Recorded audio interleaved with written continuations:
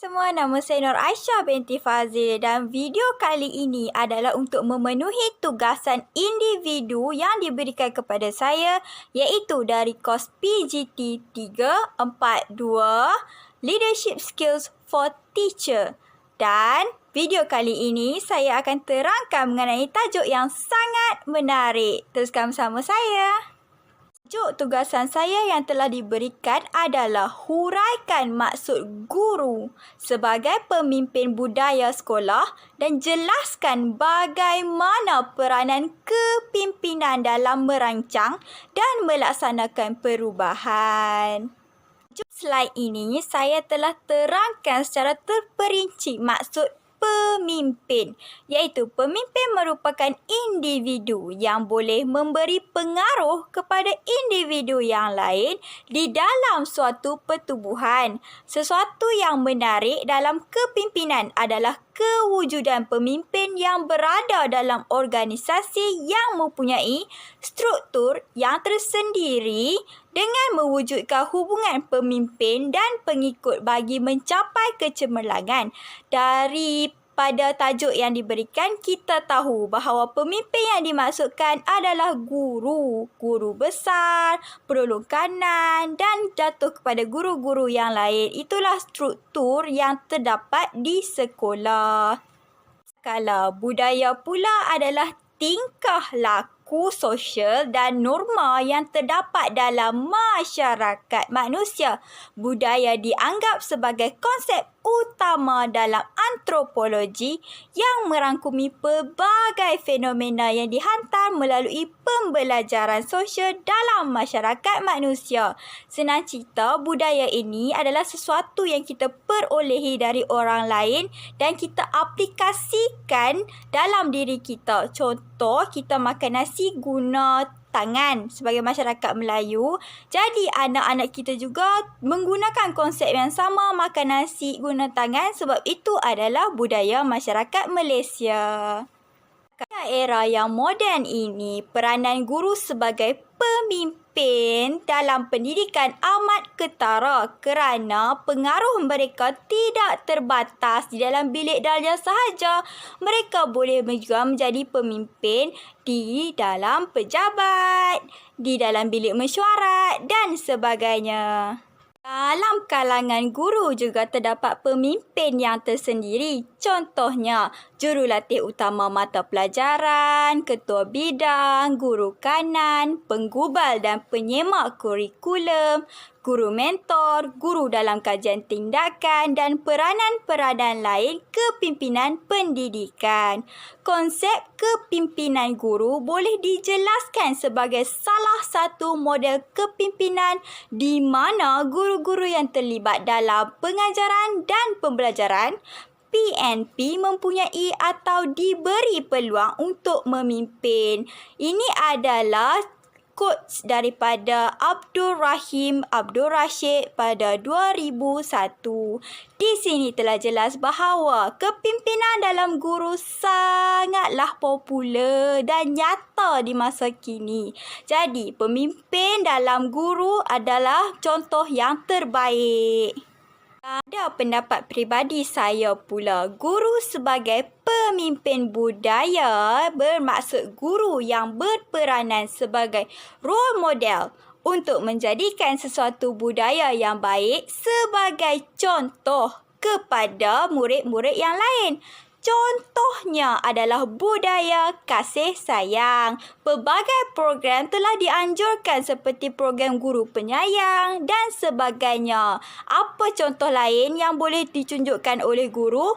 Seperti budaya memberi salam, budaya tundukkan kepala semasa jumpa orang yang lebih tua dan macam-macam lagi. Guru juga perlu menjadi pemimpin dan menunjukkan contoh yang baik dalam memupuk amalan membaca. Kita perlu terangkan apakah kelebihan dan manfaat membaca kepada murid-murid kita supaya mereka lebih terpengaruh dan lebih mewujudkan rasa keinginan untuk mengikut budaya ataupun amalan membaca buku ini. Ketahuilah kita bahawa bangsa membaca, bangsa berjaya. Juga perlu menunjukkan emosi yang ceria dan positif kepada pelajar. Guru perlu mengaplikasikan budaya senyum dan memberi salam. Hal ini dapat mengeratkan silaturahim dan meningkatkan mood yang positif antara guru dan pelajar.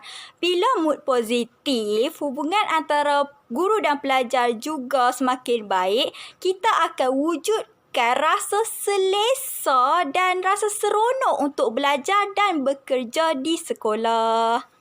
Juga perlu menjadi contoh yang baik dalam menerapkan budaya hormat menghormati. Walaupun berlainan kaum, contohnya guru boleh mengucapkan Happy Deepavali kepada pelajar India yang menyambut perayaan ini dan pelajar yang lain juga turut akan sama meraikannya. Tidak rugi untuk meraikan ketidaksamaan antara kita kerana kelainan ini menjadikan Malaysia lebih unik dengan budaya masing-masing. Seterusnya, seperti yang kita sedia maklum, sekarang kita dalam fasa pandemik COVID-19. Jadi, terdapat beberapa budaya baru yang perlu dipraktikkan oleh semua orang dalam menjaga diri kita daripada penularan virus yang berbahaya. Jadi, guru perlu memberi kesedaran tentang kepentingan mencuci tangan, terutama di masa pandemik ini. Budaya menjaga kebersihan perlu diterapkan. Bagaimana nak terapkan budaya ini? Senang. Guru sendiri perlu tunjukkan demo bagaimana mencuci tangan yang betul supaya menjadi contoh dan ikutan kepada murid-murid yang lain. Juga perlu menjadi pemimpin yang baik kepada pelajar dalam menerapkan kepentingan pemakaian topeng muka. Topeng muka ini sangat penting bagi mengelakkan dan menjaga diri kita dari dijangkiti virus yang berbahaya ini. Kita tidak boleh melihat virus ini dengan mata kasar. Jadi, pemakaian mask muka yang baik dapat mengelakkan diri kita dari dijangkiti. Seterusnya, guru juga berperanan untuk menjadi pemimpin dalam mempraktikkan social distancing dalam bilik darjah. Pastikan jarak antara murid adalah 1 meter. Sekarang kita dah sedia maklum bahawa jarak antara meja ke meja di para pelajar adalah jaraknya 1 meter supaya mereka tidak bersentuhan dan tidak berhubung rapat semasa berlakunya virus pandemik ini. Jadi, jika seorang murid dijangkiti, risiko untuk dia menjangkiti orang lain adalah rendah. Kita juga boleh aplikasikan ataupun praktikkan budaya social distancing ini di mana juga kita berada. Misalnya di kantin. Kita perlu meletakkan tanda pangkah kepada kerusi di setiap jarak 1 meter supaya tiada orang yang duduk di kawasan itu dan memastikan setiap keselamatan orang adalah terjaga.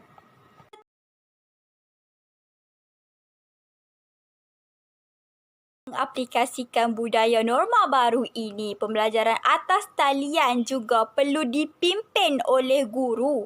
Guru perlu memimpin pelajar dengan baik semasa atas talian dengan memastikan semua pelajar menumpukan perhatian. Sangat susah untuk menjalankan pembelajaran secara asinkronis kerana kita sebenarnya tidak berhadapan dengan murid dan agak sukar untuk melihat dan mengawal tingkah laku mereka. Bagaimana untuk tarik perhatian mereka? Kita perlulah sediakan aktiviti-aktiviti. Contohnya seperti Dr. Al-Amin sendiri, beliau selalu bertanyakan khabar kepada murid-murid beliau agar memastikan bahawa murid beliau dalam keadaan yang sihat dan memberi kerjasama yang baik semasa di dalam kelas.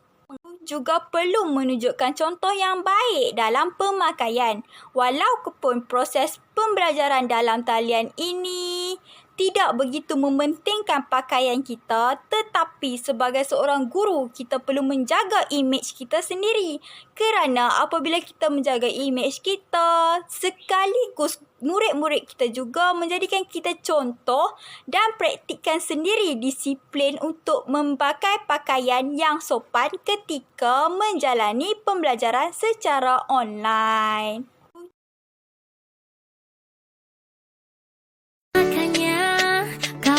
cinta dia itu kau jaga.